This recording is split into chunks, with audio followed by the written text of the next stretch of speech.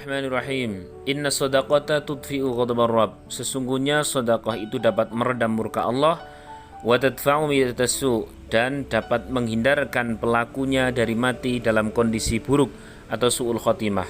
Rawahu Tirmidzi, hadis riwayat Imam Tirmidzi.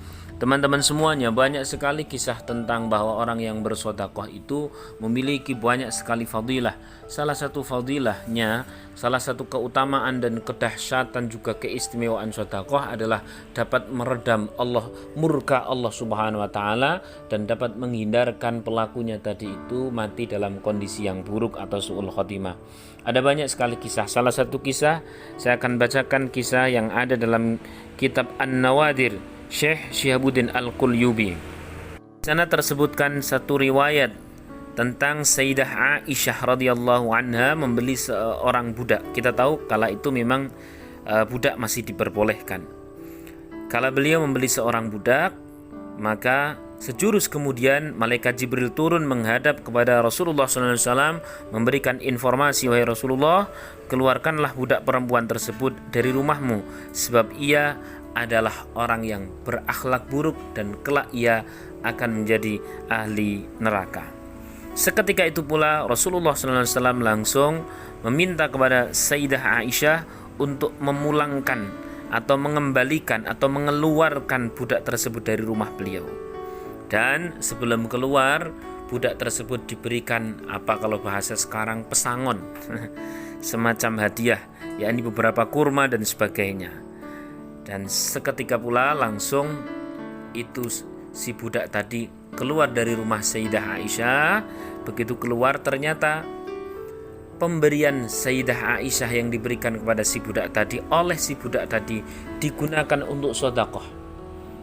Entah kenapa beliau ingin bersedekah kepada orang-orang fakir.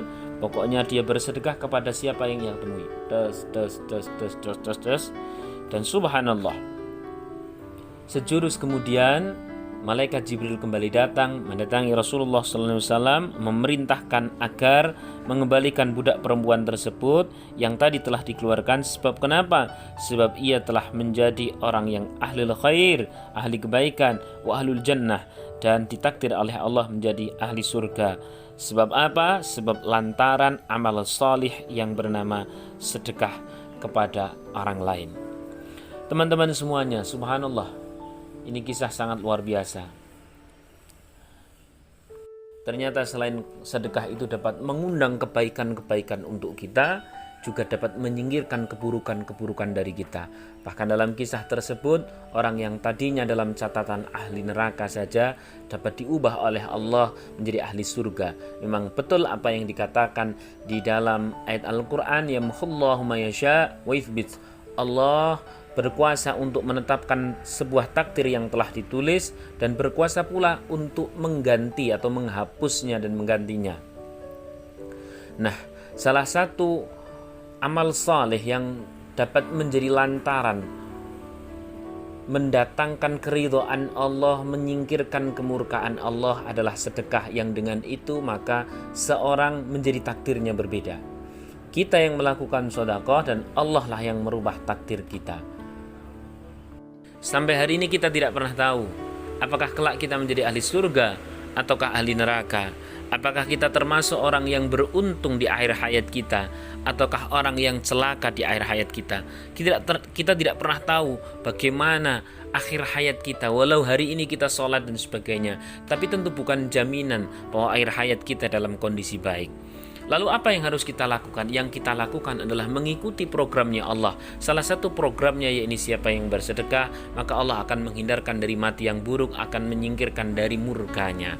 Oleh karena itu, bismillah kita lakukan sedekah yang dengan itu semoga murka Allah redam. Kita tahu bahwa kita banyak dosa dan kita dimurkai oleh Allah, tapi kemudian kita mau bersedekah, maka murka Allah redam, Allah memberikan keridhaan kepada kita, dan kelak semoga kita semuanya diberikan mati dalam kondisi husnul khotimah. Matur nuwun, terima kasih, semoga bermanfaat. Kita akan lanjutkan lagi di hari besok dengan hadis yang berbeda dan kisah yang semoga menarik. Matur nuwun, terima kasih. Saya Kang Riyad dari Pondok Hikam Doaku. Assalamualaikum warahmatullahi wabarakatuh. Tunggu kisah berikutnya.